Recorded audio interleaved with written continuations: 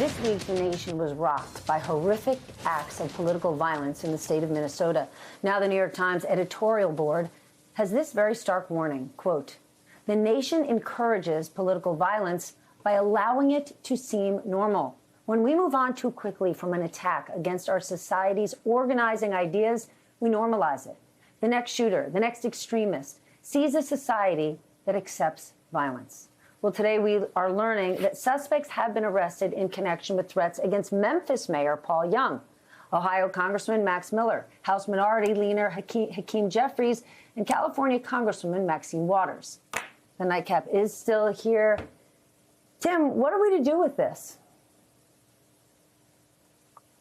Look, we're living in a real dangerous time in a dangerous country where there's easy access to firearms. And a lot of times, there is on panels like this, because we're all words people, there is this temptation to go immediately to our rhetoric is too hot. And the rhetoric is too hot. But the reality is, in this country, in most of these cases, you're dealing with lonely, mentally ill young men, some of them radicalized, some of them just, having kind of lost grip on reality, going and trying to get attention and having very easy access to high-powered weaponry. And that's the core of the problem. That's a very hard problem to solve. It's a problem that the Republican Party has absolutely no interest in solving, and that the Democrats have, tried to make changes for on the edges, but have not, had the political will to do anything about. And so, that is the core of it. There's also then the political side. We are making it worse and exacerbating it. It's insane that we live in a culture where there are two people there's an assassination of a politician in Minnesota and another assassination attempt, and the vice president, rather than going to Minnesota to unite with Tim Walz and to unite with the community, is in LA trying to inflame things further. The president is making fun of Tim Walz, right? So all that stuff doesn't make things better, but I don't know if that's really the core of the problem. Eddie, what do you think? Well, I mean, we have to just simply acknowledge that since 2016, things have gotten worse.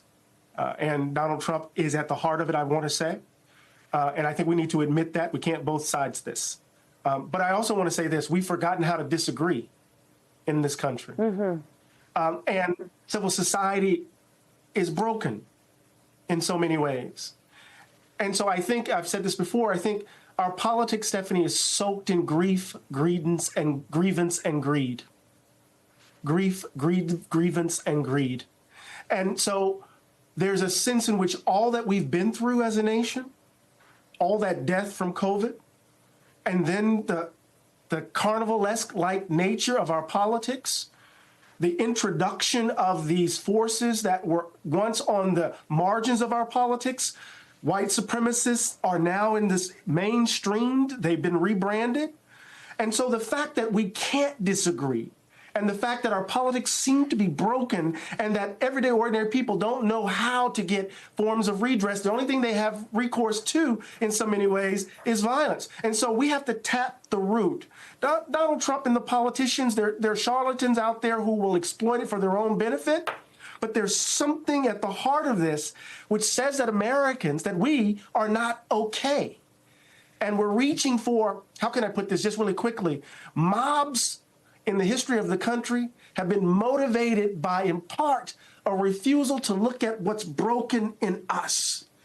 And so we find the scapegoat, and violence becomes a way of somehow dealing with that brokenness. And so I think we got to tap the root if we're going to get at the heart of this.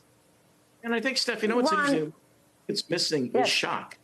Right, I'm too young. I'm too old. I'm sorry, in one sense, to have witnessed some things. I am too young to remember JFK's assassination, but I do remember Bobby Kennedy. I do remember Martin Luther King, the assassination attempt of George Wallace, the shooting of Ronald Reagan, Pope John Paul. All of these things, shocked us in ways that did lead to some outcomes. In the case of Ronald Reagan's shooting, it led to the Brady Bill, which put restrictions on armaments in the United States, and that has since gone away. But it's strange, as was said at the very top, and you pointed out, this normalization of violence. I mean, I just remember the country coming to a standstill. I was 7 years old when Bobby Kennedy and Martin Luther King were shot, and George Wallace was also paralyzed by a shooting.